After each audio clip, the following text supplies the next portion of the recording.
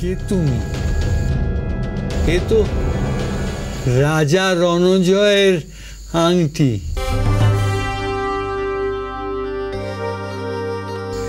এ তুমি কোথায় পেলে? আমি রাজা রণজয়ের বংশের মেয়ে।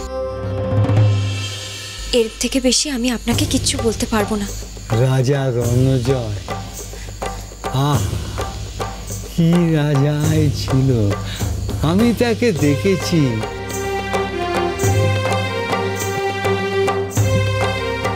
কি প্রতাপ আর কি ভালো মন।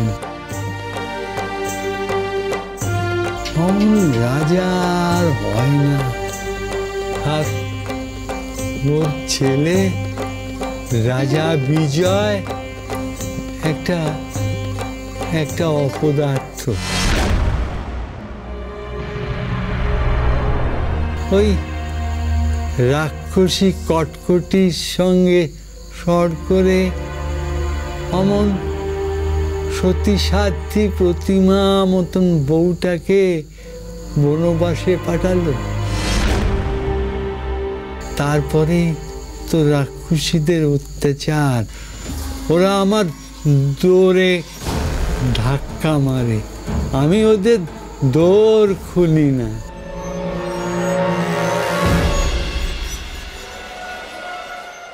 যেন আমি সূর্য ঠাকুরের আলোটাকে বন্দি করে রেখেছি, সেটা যদি কারোর দিকে ছুঁড়ে মারি না, পুড়ে ছাই হয়ে যাবে।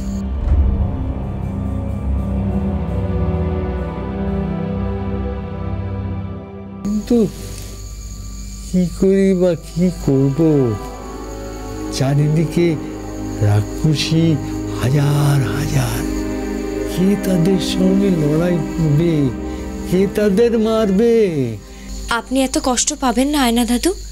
দেখবেন আবার সব আগের মতো হয়ে যাবে।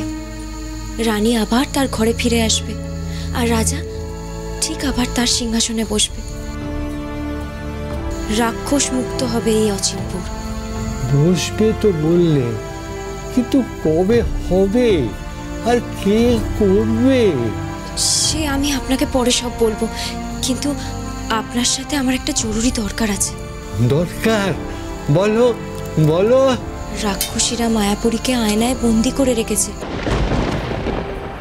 আমাকে মায়াপুরীকে উদ্ধার করতে হবে একটা বিশেষ হস্তদর্পণ দিয়ে। সেটাই আমি আপনার কাছ থেকে নিতে এসেছি।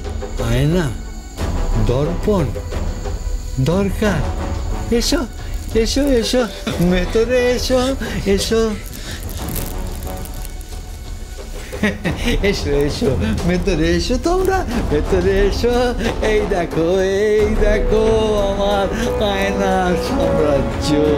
নাও, তোমরা কোন আয়নাটা নেবে? না, একটা কথা কি জানো দিদি ভাই, প্রত্যেকটা আয়না আলাদা আলাদা, কিন্তু তাদের এই তফাৎ করা না খুব মুশকিল। তোমরা কোনটা নেবে? নাও নাও। বোন, এখানে তো কত রকমের আয়না আছে, এর মধ্যে কোনটা তোর কাজে লাগবে কি করে বুঝবি? ঠিক বুঝতে পারবো। ওই আয়নাটা হাতে নিলেই আমি ঠিক বুঝতে পারবো কোনটা সেই আয়না।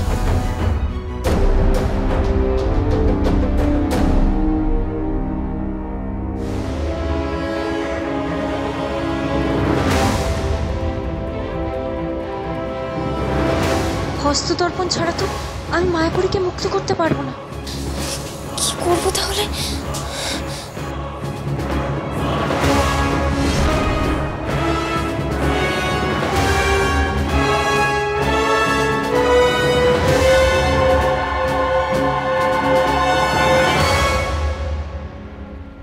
ওই তো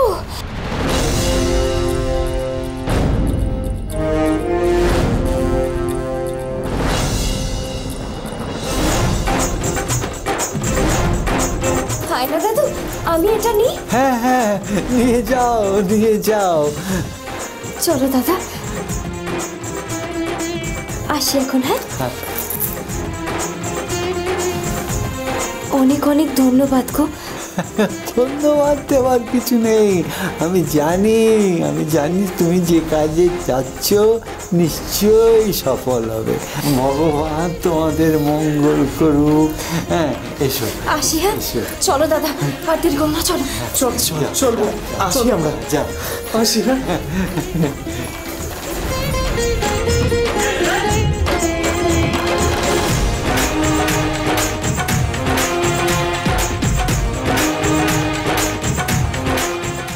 শোনো, তোমরা সামনের দরজা দিয়ে রাজপুরীতে ঢুকে প্যাকাটি মার বিটকেলকে ব্যস্ত করে রাখবে, কেমন? আর আমি পেছনের দরজা দিয়ে ঢুকে নিজের কাজ সারবো। মনে থাকবে তো? চল এখন। চলো।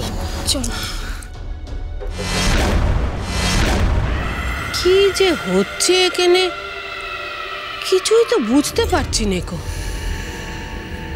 কোটিমা পড়ে পড়ে ঘুমোচ্ছে। ঝিনুকমালা সে যে কোথায় চলে গেছে তার তো কোনো হদিশই পাচ্ছি না। আর ওর দুটো ভাই এত বড় আসপদ্দা আমাকে বলছে কোথায় গেছি তার হিসেব দিতে হবে ওদের কাছে। আসুক একবার হাতের সামনে, বুঝিয়ে দেব প্যাকাটি কি। প্যাকাটিমা, প্যাকাটিমা, আমরা এসে গেছি। আমাদের কাছে কিন্তু পিপে নেই। আপনি বোধহয় আমাদেরই খুঁজছেন। তোরা আমার সাথে মস্করা করিস? এত বড় আসপদ্দা তোদের, দেখাচ্ছি মজা।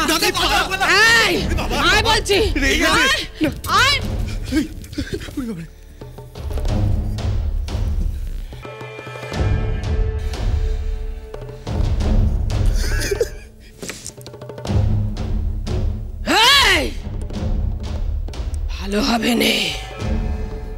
ভালো হবে নে। প্যাকাটির সাথে মস্করার দাম কিন্তু তোদের দিতে হবে।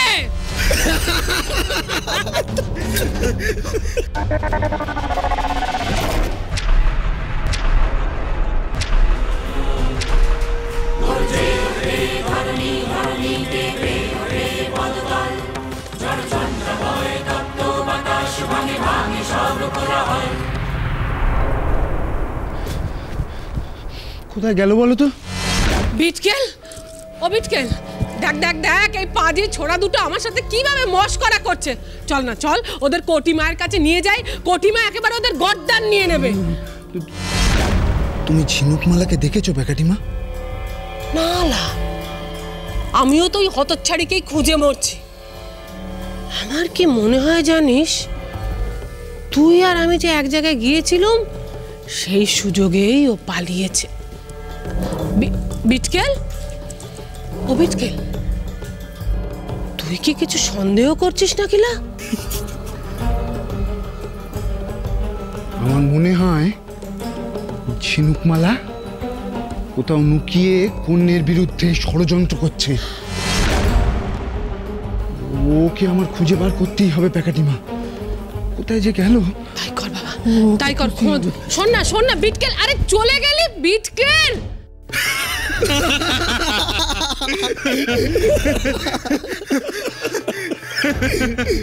হাসছিস যে বড়?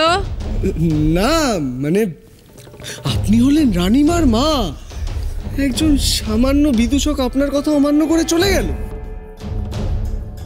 সত্যি জানিস তো ভাই, হাতি যখন কাদায় পড়ে চামচিকি কেন, মশা মাছি সবাই লাথি মারে।